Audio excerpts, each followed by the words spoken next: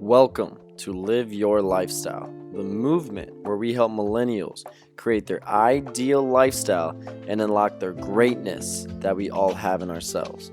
We want you to be able to answer this question: what's your ideal lifestyle? My name is Austin Varley, and you'll be learning tactful strategies, blueprints, and lessons from high-level entrepreneurs around the world.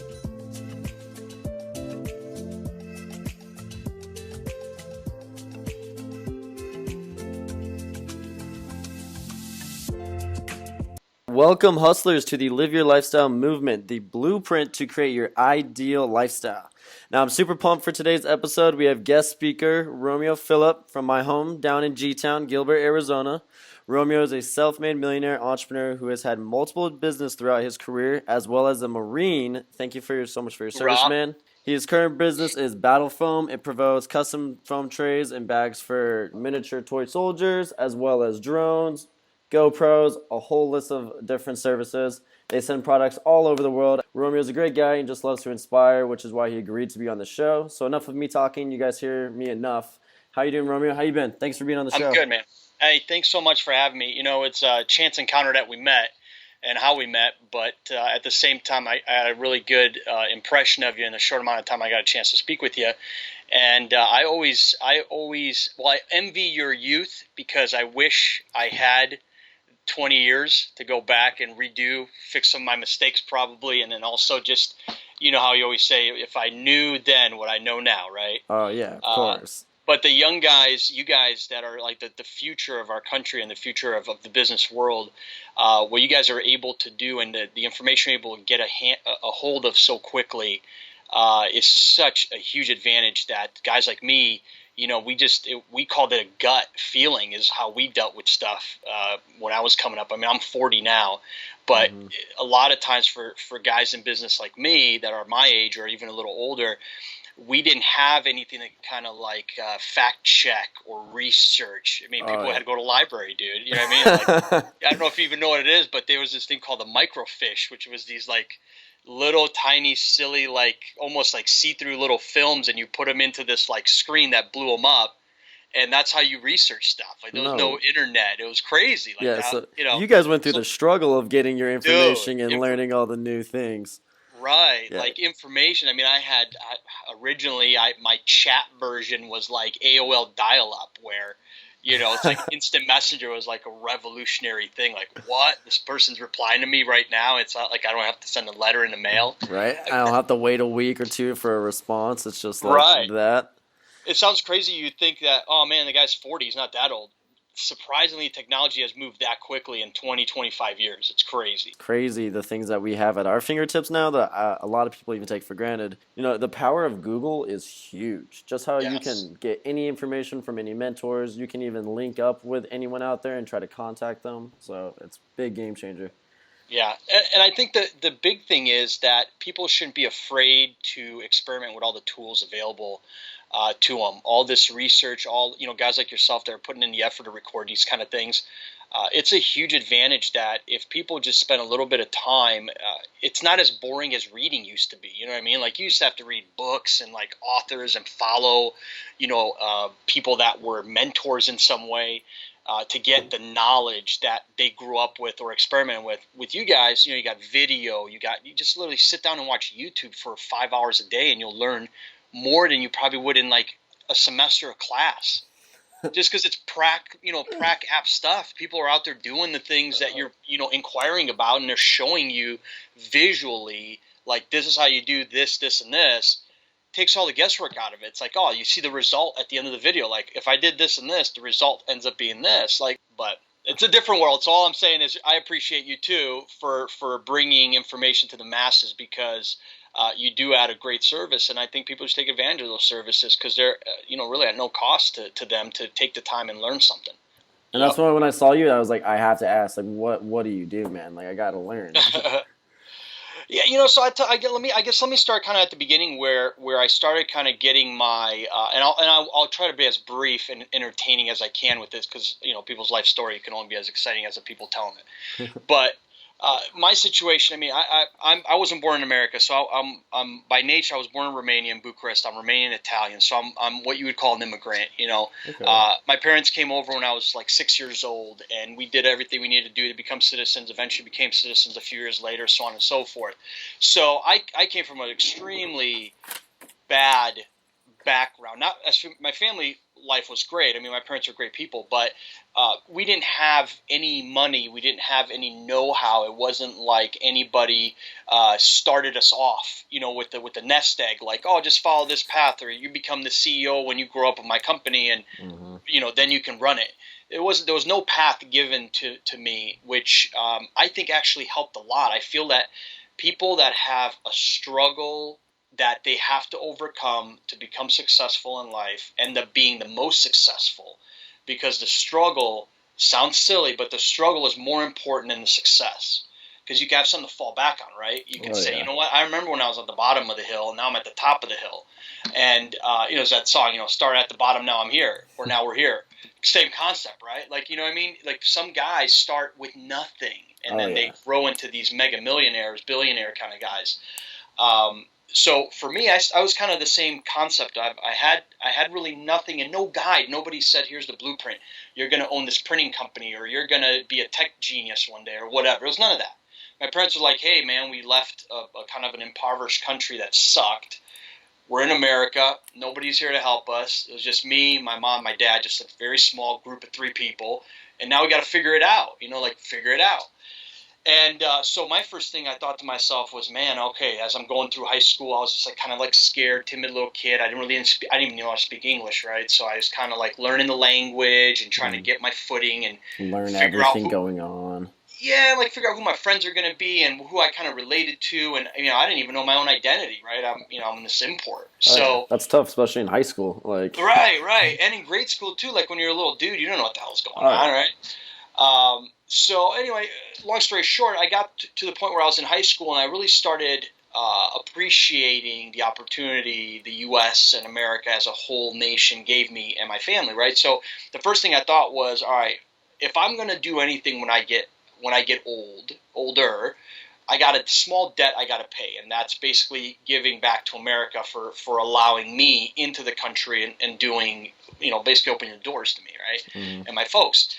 So the military was an automatic decision. I wasn't even one of those people where I kind of was like, well, should I take my SATs or AC, whatever the hell they're called nowadays, and go to college maybe? It was like, okay, I'm going to go to the military for sure, and then I'll figure it out, because the military was my way of saying thanks. And it was also a way for me to grow up, because I didn't have like a big brother or a big sister, and my parents worked a lot because obviously we had to make ends meet. Oh So yeah. for them, they weren't around really to teach me. I learned from my friends. I learned from my experiences. I learned from like just doing shit. And once I ended up getting to the point where I could make a decision on my own and either go to college route or go to military route, I looked into it, and the military offered something really cool, which was the GI Bill, the Montgomery GI Bill, which is money for college, right? They still Hmm. do that to this day. And I thought, okay, my parents want me to go to college. They can't afford me to go to college. I'm not overly good at any one sport or anything to get a free ride. I'm not coming with like these amazing like track record, because I'm kind of a little punk in school. I'm not gonna lie to you. A little loud and talkative and got in trouble all the time and shit. I think a lot of So millennials will honestly relate to that too. So. yeah, I mean, most successful people end up being the biggest troublemakers when they grow up. Oh yeah. Because we go against the grain by You're, nature, you're the right? ones that stand out instead of following everyone and just going what society and what we're supposed to do. Right, right. And that was, I mean, once I got my footing under me and I kind of knew what my personality was, and it was, coming out of my shell, it was like, bam, loud, obnoxious, annoying, like all over the place. So, the military is a nice way to kind of figure out this person and then have them hopefully mend and meld me into like this in a direction that made sense. And all this energy and excitement could be put towards a positive thing. And also, I'll be honest with you, financial help for college, right? Uh, but I'll cover college in a second, because I'm an advocate for learning, but not college. And Same. this might upset some people. Maybe people are listening that are in college, like sitting in their dorm watching your podcast or listening to it, and they're like, "Bullshit! I'm already spending 35 grand a year." I'm And already $100,000 in yeah, debt. Like, what do I'll you give you mean? I'll give you my thought on that. And again, this is just personal opinion on everything I say, so please do not follow what I'm saying to the letter of the law. It is just my experience I'm putting out there to you guys. So anyway, went to the military, had an amazing time in the Marine Corps. For me, what an amazing event. I got deployed all over the world, did and saw a ton of cool stuff, learned a ton of great things, met so many different cultures and people, really appreciated the diversity that the earth and the world has to offer to everybody. It's really amazing how big the world is once you get out in it. Oh, yeah. So when I got out of the military, it was for me, okay, what do I do now? I got this money, I can go to college, but I'm at the point where I feel empowered enough from what I learned in the military to start taking bold steps, right? And what I mean by bold steps is I always knew I wanted to be an entrepreneur. I kind of had this feeling that I wanted to create or do something, and I wanted to follow a passion. And for me to do it, I had to make sure that I had basically the balls to do it. Mm-hmm. And I had a little bit of financial backing that if I really slipped up, something I had a way to fall back on, protect myself, right? Like something. And that was the GI Bill. I can go to college, I can take my classes, and I can do that. And that was always going to be there. I wasn't going to lose it.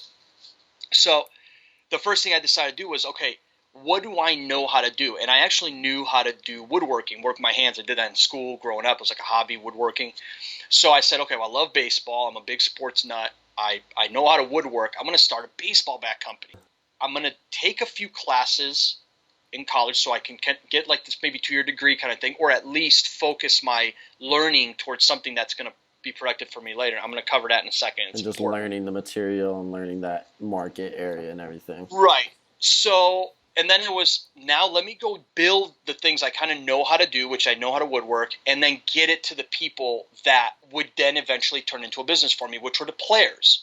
So step number one, okay, and this goes back to college, and this is one of my first very important bits of advice.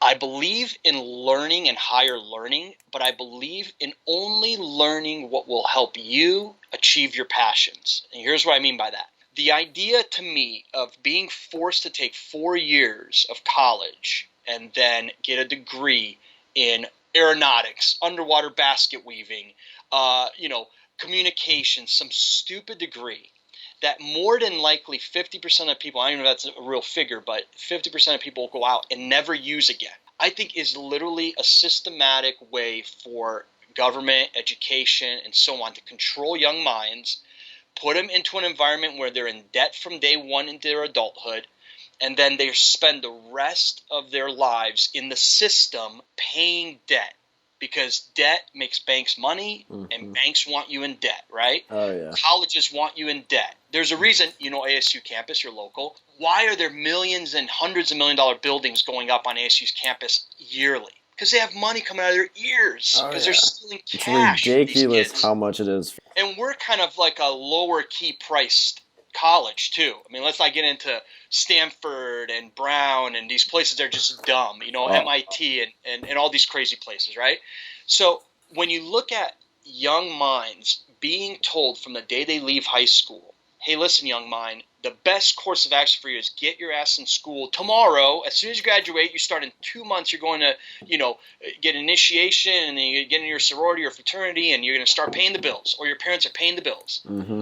What? You don't even know who you are yet at that age, man. You know what I mean? Mm-mm. Some people are 17 when they go to college. They're These just younger kids. Following the path that is supposedly the best way, when even though it's been failing over and over again. And you're never going to be told that by a school professor, because the professor makes money selling you on these courses, right? Yeah. So I'm not bagging on college. Again, I'm very much for higher learning. But what I mean is you should take the classes, because you could take online classes nowadays. You can go and take community courses or community college courses. You can even take at main schools. They offer some night classes and whatnot. If you want to be an accountant, take accounting classes. If you want to be in finances, or you want to be a stockbroker, go take financial classes. They offer individual class bundles, right? Mm-hmm. If you want to be a physical trainer, go take nutrition classes. Go take physical training. Go take gym, whatever. Right? Master that craft. Master it, because put all your energy into these things and focus your learning in what will make you better. Because number one, if you love a subject, you're going to learn more, right? Mm-hmm. If you love what you're learning, you're going to research above and beyond what your professor is telling you to do, or what your course requirements are asking of you. So if you're trying to become, the next vinyl wrap car guru that wraps awesome cars in the valley, why would you ever take, I don't know, jazz history, right? All these extra courses that are part of your But like, curriculum. yeah, to get your like degree, you got to take these stupid classes. Like, what is that? And I understand maybe it makes you smarter, but you know what? Whatever I need to learn about jazz, I can do it in my spare time after I have a career, and I'm sitting in my $1 million condo or house, and I got my Bugatti in the garage. I can listen to jazz and learn what I need to from there. I don't need to spend a semester wasting my life away doing theses and reports and BS on nonsense. Right? And just wasting money and time. And you're just being filtered through the system so that the system could use and abuse you. Because when you're done with college, what does college say? Here's a cute hat, here's a cool gown, here's a piece of paper, go figure it out. Don't you remember this 4 years ago when we gave you this? But now we charged you $100,000 for this one. Right. You never see a college say, oh, here's your gown, here's your cap, oh, and here's the time you start work on Monday at this Fortune 500 company paying 6 figures a year. You never get that. Isn't that kind of funny? Oh, yeah. College never includes that in your diploma. Why? Right? So for me, I look at it as you're the person that needs to execute your future. So if you're going to learn and you're going to spend time learning and you believe in higher learning, focus it. Focus your energy, focus your money, and focus your time on things that make you smarter than your competitor. Because if you're spending 8 hours a day learning about, machinery for whatever industry, you're way ahead of your competition who maybe doesn't have time to do it because they have kids, they have this, they have that, or they're in college and they haven't even started on their path, right?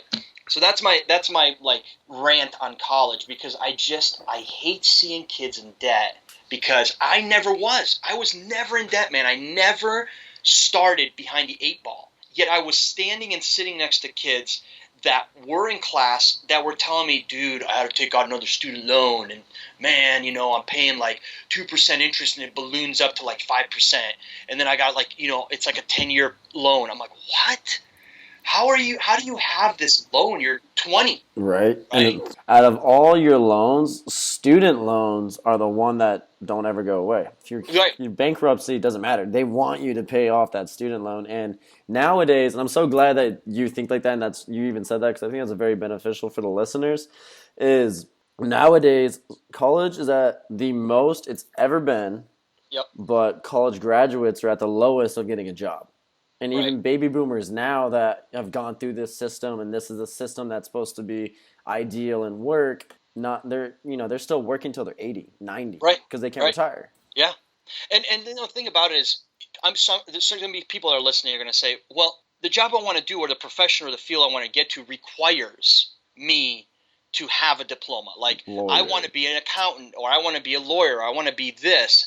I have to have it. And if that is your passion, okay. If your passion from day one is to be an attorney, well, you obviously need a law degree. You're not just going to be able to become an attorney, off YouTube. But, right? I mean, you're just not. I mean, some things are still fundamentally built the old-fashioned way, where college is step one, and then after that is graduate school, and after that is, maybe a training on hand with whatever industry you're in, and then you get tenure, and then, whatever. Part of a firm and everything. Right. Now, doctors, attorneys, whatever certain things are going to require a specific path.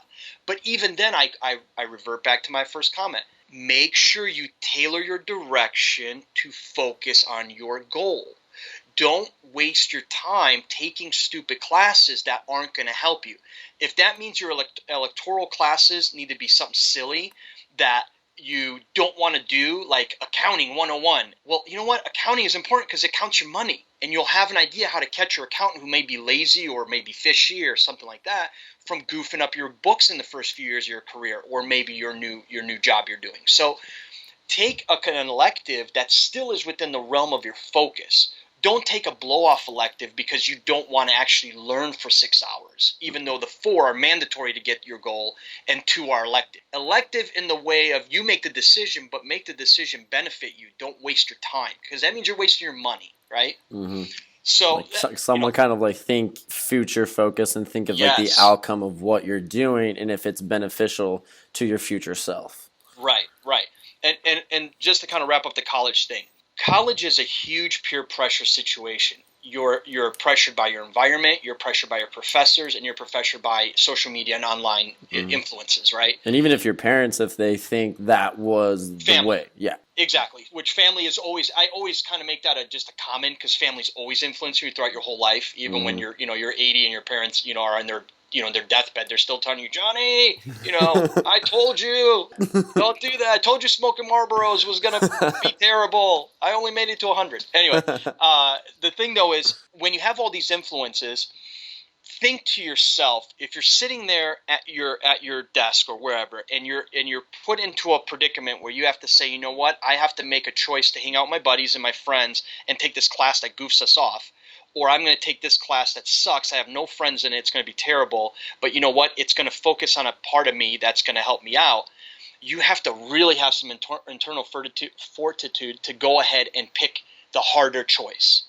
So let your influences influence your fun time, but don't let your influences influence your future. Because a lot of these people you meet in college and these people that influence you in college aren't going to be around after 4 years. They're just going to go away. They're either going to start their own families, they're going to find their own careers, they're going to move out of state, or you're going to leave. One way or another, you're pretty much not really going to be friends with very many of the people you meet in high school and or college. Oh, yeah. You'll stay acquaintances, you'll say hi on Facebook or Instagram or whatever, but at the end of the day, you're really not going to be getting beers on the weekends with these people anymore. Every weekend. And it just happens. It's nature, right? Yeah. We move on. So make decisions early in your adulthood that benefit you later in your adulthood. And allow friends to have a good time with you and you have a good time with them, but not distract you from what you need to do and your end goal, which being, fat and happy with money, cash, lifestyle, and the freedom you need to run your life, So that's I think that's a huge key too, is, a lot of people always base their actions and what they're thinking about, like their circle of influence now, when in the future, and that's what I was always saying, like you always got to think future focus and where you want to be in 5 years, 10 years. Because a lot of people just think about the day to day and just try to survive every day, which is understandable. It's hard, but you have to think more down the road. Right. And make a schedule. And it sounds like you're be micromanaging yourself, but you really need to. So there's so many distractions in life. And this even happens as you get older in life, in your 30s and you get into your 40s and you start your business and maybe your business is successful. Schedule your days out. When you're your own boss, the hardest thing to do is to get up on time in the morning, stay at work till the end of the day, and then go home. Mm-hmm. Right? You do one of two things. You get up late or dick off, or you stay too late and you have no personal life because you're just addicted to your job. Make a schedule for yourself and use it to manage yourself as if you're listening to someone else. But it's you that you're listening to. It's your conscience, or it's your internal direction. So if you're going to say, you know what, today's Monday, today I'm going to do social media all day. From 8, I'm going to get into work at 8. I'm going to be at my desk from 8 to 9 doing email replies. From 9 to 11, I'm going to do YouTube video, edit, do all this and that. Then from whatever, I got a podcast interview, or I'm going to do a podcast or whatever you're doing. Then after, I'm going to grab a lunch, 30 minutes, no more, no less. Then so do this on a regular basis. It doesn't have to be micromanaged to the minute, but have a schedule so that when you've put in your 60 or your 70 hours a week for being an entrepreneur, because that's how much you have to put in, right? Mm-hmm. You never become an entrepreneur because you want to work less than 40 hours. You work 100 hours to eventually work 10, 20, whatever you want. So you literally start out I would tell one other piece of advice. I would tell all entrepreneurs that want to start anything from a YouTube channel to a vlog to a business where you're making T-shirts, right, for people, whatever it is.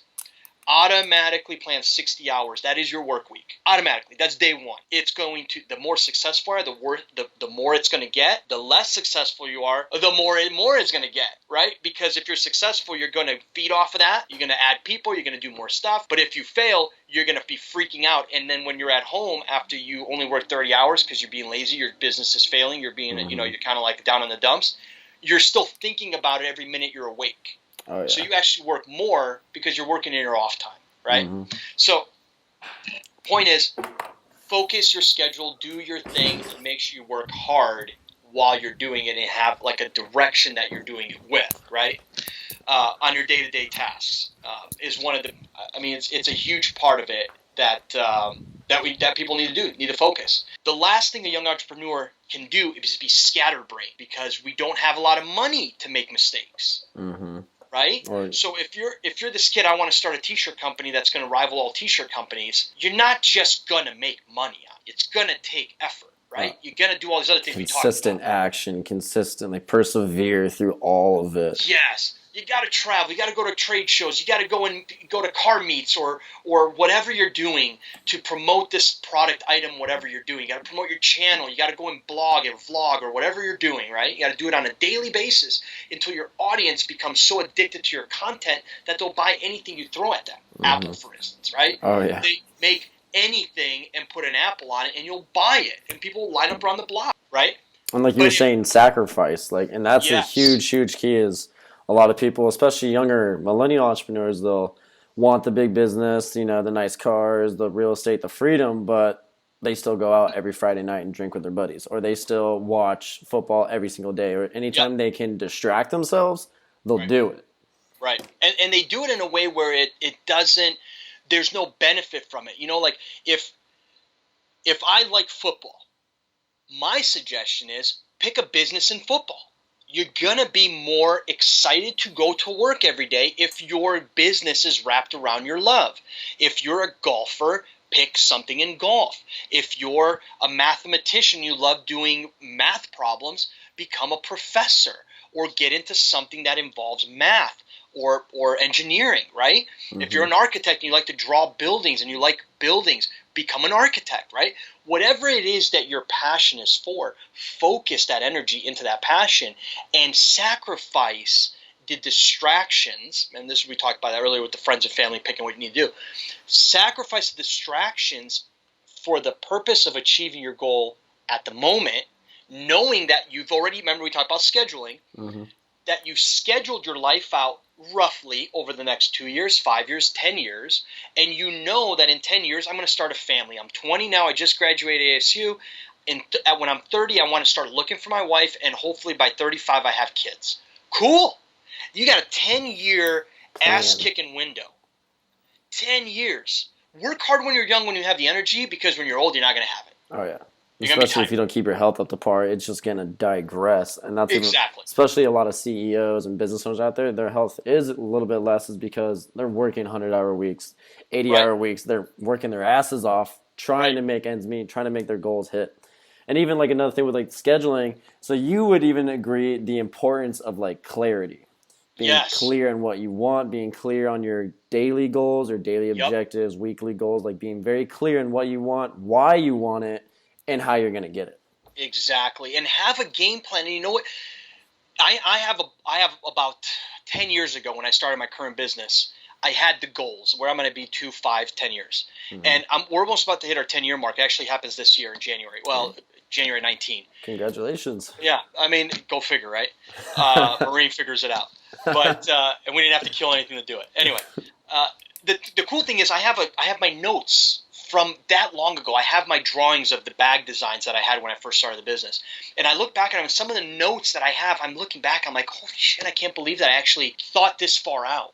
One of the notes was train people to do your job and be comfortable releasing the responsibility. Mm-hmm. So many business owners are afraid to let go of their business and trust a person that's hungry and wants to help. Oh, yeah. Because they're like, "Ooh, this is my baby. I don't you touching it." But if you've taught that person right and you used your effort and skills to teach someone to do it as good as you, then you have two people that are twins doing the same job all the time. So now your 24-hour day that you have to sleep 6 to 8, potentially, some people only sleep 4, you have somebody working in those 4, 6, 8 hours behind you so that there's never any sleep for your business. Somebody's always kicking ass on the backside. Wow, man. Having the plan actually benefited, and now I'm seeing the benefits and the repercussions of that direction. So like you said, focusing and having a game plan and thinking further outside the box than the next party I'm going to, or the girl that doesn't like me this week, or the chick I'm chasing, but you know what, I'm not sure if I really want to go anywhere with that girl, or because she wants to get or something. Yeah, having a plan and focusing it and putting that energy towards things that matter now is going to be key for everybody. And another really important thing is be ready to reinvent yourself constantly. you have a focus and you have a schedule, but don't be afraid to pivot on the spot and reinvent yourself based on the environment. What we're able to do today, we could not do 5 years ago. And what I mean is social media, vlogging, all the things that people, information, Everything passes. that's at our fingertips, like Right. If anybody asks us what's it going to be like in 10 years, we have no idea, man. We can have microchips implanted in the back of our heads where information is downloaded to us when we sleep. We wake up, we just know stuff. right. We know what's on sale, and it's directly removed out of our bank account because they know what we like and we want it, and it just shows up from Amazon on your front door with a drone. You know what I mean? And it's like, oh my God, I was totally gonna have Colombian coffee this morning. Here it is, right? Or you have a coffee maker that's connected to Wi-Fi and it has the tastes already in it, and in your sleep, the thing already tells you what to do. You wake up and there's Colombian taste with vanilla ice. As soon as you wake up, it just activates. Like, and especially I mean, like robotics are now getting into play, and they're going to be doing half the work in a decade. Right. And that's why I feel like it's going to also hurt the middle class. So I feel like people need to be thinking more about their passion than just the 9-to-5 grind, because before you know it, like, or if every job you're going to get into, maybe even, especially it's kind of scary nowadays, but you got to think, can this be taken over by a robot? Right. Yeah. I mean, being automated out of your position is very much a possibility. I mean, you're talking about things that people had to do the work physically, be it accounting, be it physical labor. Now people don't use shovels; they use a machine to do the work that 5 guys with shovels could do. Right? They do it in 30 seconds. So you have to be prepared and you have to be smart in what you're envisioning. But if your vision is short-sighted, or you make the mistake of having a vision that has changed while you were envisioning it, right? Mm-hmm. You're growing your business and all of a sudden it pivots.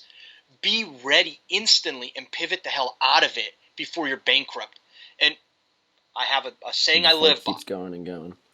I have a saying I live by, and this is the one thing, if you guys listen to anything I said today, and if there's any bit of advice that I can give everybody, and it works on every part of life, remember these words: never fall in love with a bad idea. Okay, so let me explain what that means. And I've lived with this for a long time. That's a good one. This works in your personal life. This works in your business life. This works in any ideas you do or any products you have or things around your house. Never fall in love with a bad idea is what I mean by this. If you have a girlfriend you're dating and she's terrible for you, right? And she's you partly know it. Why do you continuously just think of the good times you had and you keep going back to that person or this guy or girl? I apologize if there's girls listening. Guy or girl, why do you keep going back and trying to make this person awesome that only has 10% awesome and 90% terrible? Get them out of your freaking life. Get this bad idea out of your life because they're not helping you. Same thing with a business. If you have a business and it's a car wash and you literally have seen 3 cars come through there because you decided to start car wash in Seattle and it's always raining, right? Get the hell out of there. It doesn't matter if you spent your entire life savings on it. It doesn't matter if you took your parents' inheritance and you blew it. Get the hell out of that idea. Never fall in love with it, because if you do, it's that love for a terrible idea and direction that bankrupts the shit out of people who can't get out of the airplane. They never pulled a parachute. They have a parachute on their back. The airplane's fucking going down. Sorry, I don't know if you had cuss. No, you're allowed to cuss. Okay. This podcast, be authentic, be yourself. Fuck editing, so I get because passionate. Because I see people failing at their business, and I'm like, what are you thinking, you idiot? Why are you failing at this business? Oh, because you had a freaking parachute on and your plane was crashing for 2 years and you never jumped out and pulled the parachute to save yourself. You literally dive bombed this because you thought, oh, tomorrow's a new day. Yeah, okay, you know what? Yeah, the sun always does shine and it always rises. But if you're underground like a moron, digging yourself out of a giant hole, you're never going to see the sun anyway. Oh, yeah. Get the hell out of there. So never, ever fall in love with a bad idea, regardless what you do in life. Even class, school, back to school again. If you take college and you've dumped a bunch of money on a semester or your first year of college, and you realize at the end of your first year, this sucks. This hate is not for me. I hate this. I owe $30,000 in debt. I hate this. When you go to your counselor to pick your next courses, don't just go there, maybe it's better this year. Dude, you hate it. Leave. Do something else. Out. Get into the workforce. Go after what makes you passionate. Go after your dreams. Go get something that will result in a parachute to save you out of this downward spiral of stupidity. So I think That that's a is really big key, and I like that saying. Don't fall in love with something bad for you, because I mean, like you were even saying, that can go for a lot of things, and I think a lot of the listeners are going to benefit that because a majority of, especially a lot of the average people, they have something that is not good for them that they consistently are doing it, and it's just like part of that state of mind that's letting it keep going. yeah. But I think hopefully you telling them that, there might be like, you know what, I'm done with that, or I'm going to change this, or I'm going to be different, because it's all it is a choice. Right, right, and it's a choice you have to dig deep down inside and say, I'm willing to make this choice. I'm throwing away the money I've invested, or the time I've invested, or I'm breaking apart from the people that I've invested effort in, because I know for me to be happy and successful, it's going to require this split. It's going to require this leaving something terrible behind that at one time I thought was awesome, Was and the now life. it's not. So So huge piece of advice. that actually Um, follows up to one of my questions. So that's like one of your philosophies. If is there yeah, any other philosophies? Like kind of Jim Rohn talks about life is all about philosophies. Is there another few that you live by, or another couple ones that you have? I have I probably have like 20, but I'll only give you a couple. Uh, my other one I would say is super important to me is trust yourself and your gut. Okay. Right? That's an old way of thinking. Remember, we talked about researching stuff and Hmm. researching and finding out what the competition is doing it. But at the end of the day, when you look in the mirror and you wake up in the morning, it's you that is making the decisions that day. Your environment will influence you. Your society will influence you. The decisions you make will influence your future decisions. But it's you who makes every one of those decisions. Be responsible for those decisions. Stand behind them and trust your gut. Meaning that if you're going to take a step in a direction, good or bad, because you decided to do it with all your effort, and stand behind it. Because if you're going to go and tell your friend, you know what, I did this because of this, and then some stranger walks up to you and says, hey, do you believe in this? Do you believe in that? And you say, oh, no, because I know that person's waiting for me to say no. Hmm. They want to hear no.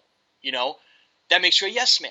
So stand behind your convictions, stand behind your beliefs, and go and make those decisions, and believe in that gut feeling that, you know what, the decision, I will wake up tomorrow and be happy because I made a bad decision, knowing I made it. Hmm. You know what? Somebody I'm in didn't tell me to control. make it. I'm in control of it. I'm in control of my destiny. I'm going to take advantage of that control and use it to harness more good decision making, instead of, well, man, I'm going to blame that guy because he told me not to do this and I didn't do it, and now look at me. Like, dude, no, you made the decision, Self responsibility mindset.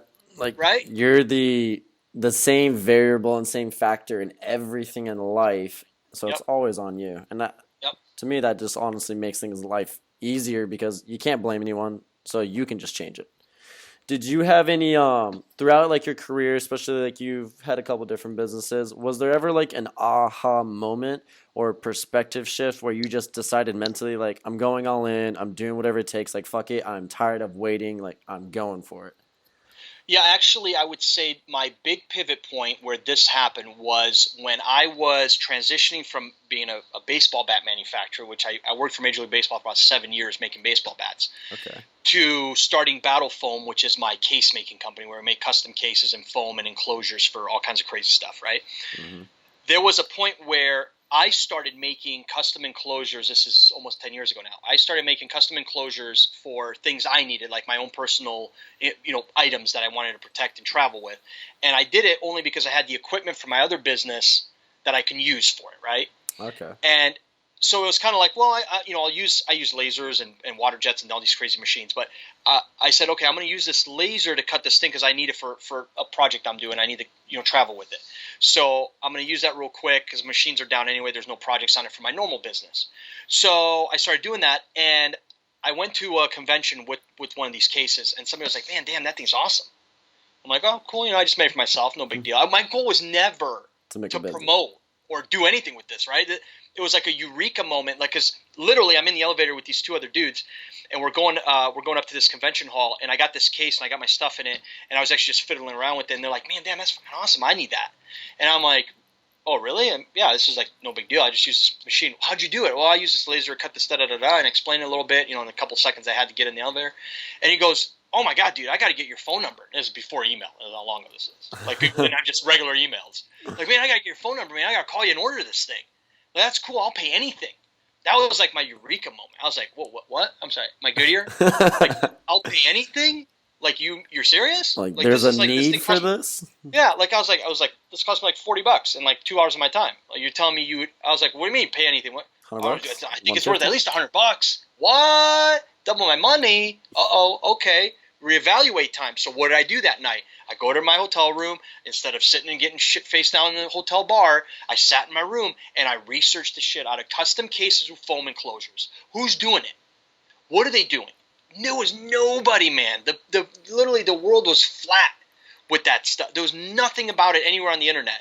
And I thought, oh boy, there's something. Like, There's holy some, shit. there's a little something. I smell something here. So I made this decision. I swear to God, people are gonna think you're crazy. I had a business that I was doing with Major League Baseball. I was selling bats to guys like Manny Ramirez, Jermaine Dye, Eric Chavez. I got bats in the Hall of Fame that were retired from them achieving things. That was pretty I mean, sweet. it's crazy stuff, right? So I had I was, swinging elbows with these pro baseball players, their agents. Like, it was like the life. Like, I mean, I was a 30-year-old hanging out with like Manny Ramirez. Right. Like, whoa, who's this guy? That's kind of cool. But I sat there in my hotel room and I thought to myself, okay, I either slave over wood bats all day long and then fly around all these conventions carrying these things around and trying to get agents to buy from me and trying to get teams and players to buy from me, which I have a passion for, but I'm going on my like 7th year of doing this. I'm kind of burning out. I'm never pivot, parachute. I'm starting to fall out of love with this idea, and it's not making as much money as it should. So why am I throwing more money into it, right? Mm-hmm. Let me look at this other business. Research, protection, get my first patent, get my first trademark, get my first design, copyrights and all that stuff. And then it was, let's do this. I got it on at the time, forums were the big thing. Before, social media was the way it is, forums were where a lot of people went. Think 10 years back, forums were like the big hit. Oh, yeah. Reddit, they were all like forums of certain like niches and all that. Yeah, like niche forums were where you went to talk about the things you were into, right? Mm-hmm. So I went to every one of these forums that had that were into the things I was trying to break into, and I plastered them with information and customer service, and gave them information on how to get a hold of me and the services I can provide, and I threw all my weight into it, and I literally told baseball to F off, literally and figuratively. I'm actually Did you sell the business, or did you just? I ended up selling it about 3 years later. Okay. But I pivoted on the spot, and to make a decision, a choice like that, from a business that was bringing me 6 figures a year, to change and flip the script and start with the business that at the time made nothing but had potential to make millions. Mm-hmm. I think is one of those moments in life where it was as eureka as you can get. It was like, oh my God, I just stumbled on a potential gold mine. I got to start digging now, right? And that digging resulted in a company that has earned 50 times what my back company did in its entire 7 years of being in business. Wow. It and all from that little interaction in the elevator of the guy saying, "What's this?" Random occurrence. And then having at least the gut feeling and the gumption to say, you know what, I'm willing to walk away from this to put my passion into this because I'm more passionate about this. And I know if I put my effort into it, it could be successful.